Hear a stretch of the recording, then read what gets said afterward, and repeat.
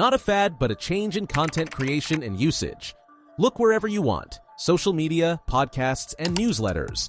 Many of those who do something they love turn it into a profession, bypassing the traditional industries of publishing or entertainment. While it started as a hobby for the masses, today it is worth billions of dollars. So how did that come about? How does it work? Who are the leaders behind it?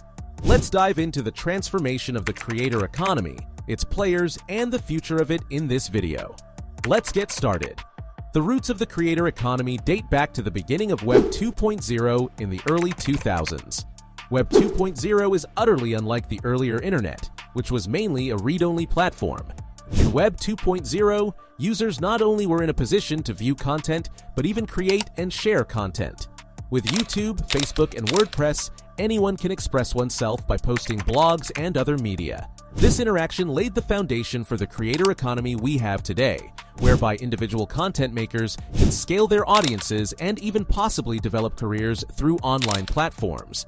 The term creator entered mainstream usage around 2011, bringing into being an era in which ordinary people, not stars or large media companies, would create content and reach millions of viewers.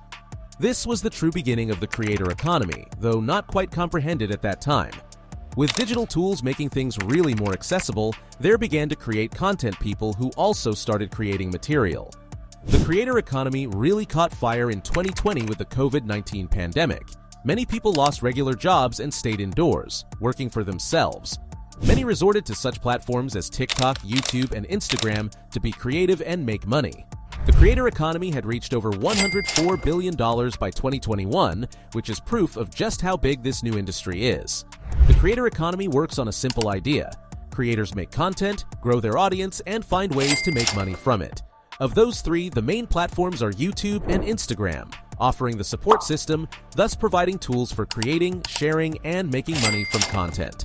On YouTube, creators can monetize their videos with ads through the YouTube Partner Program when they fulfill certain requirements, such as an audience size of 1,000 subscribers and 4,000 hours of watch time.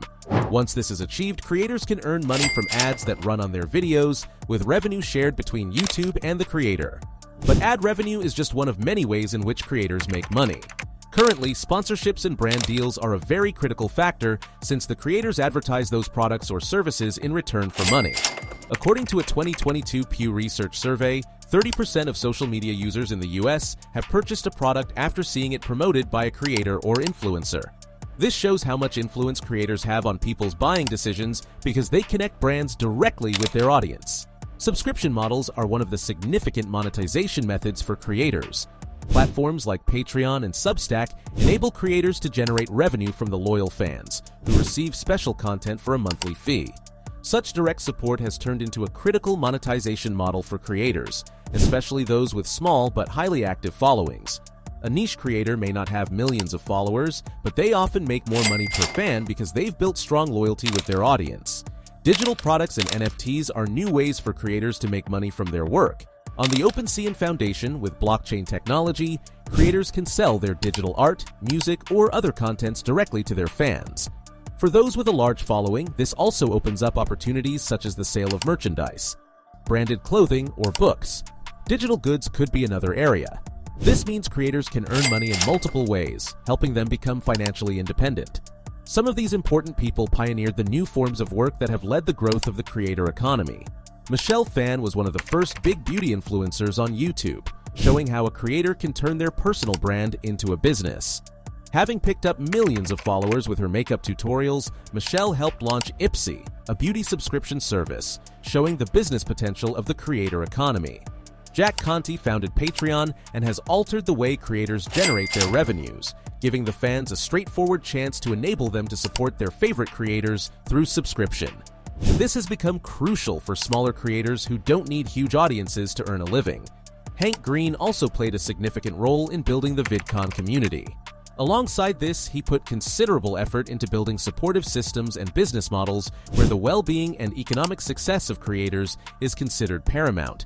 It was the early pioneers who instigated an industry that would lead to millions of creators worldwide.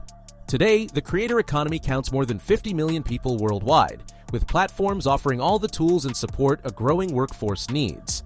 However, it was more than the existence of platforms.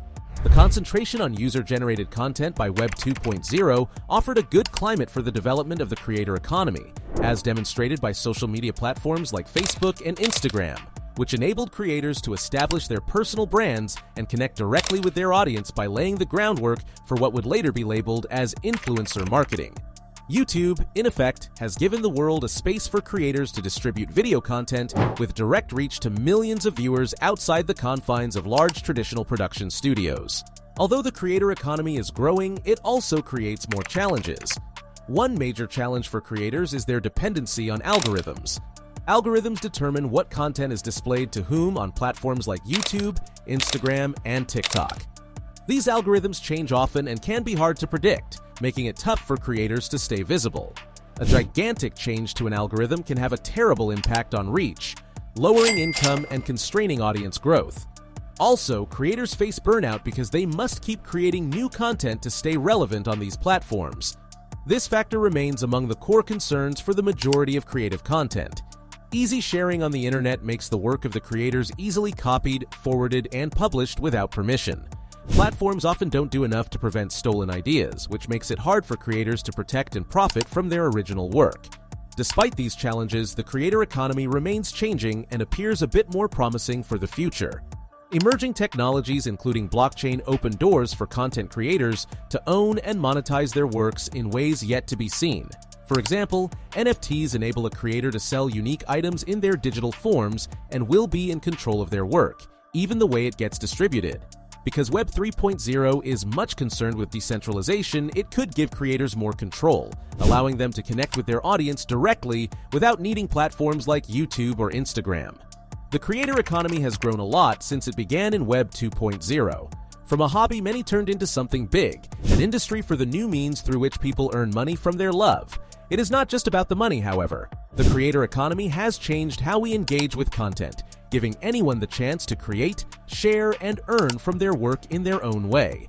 As we approach the future, growth in the world of technology will only continue, giving more power to creators, providing them with more tools to carve out lasting careers in this always growing online world. That is all for now. If you enjoyed this video, please share it, subscribe, and keep watching for more information about the changing world of digital content.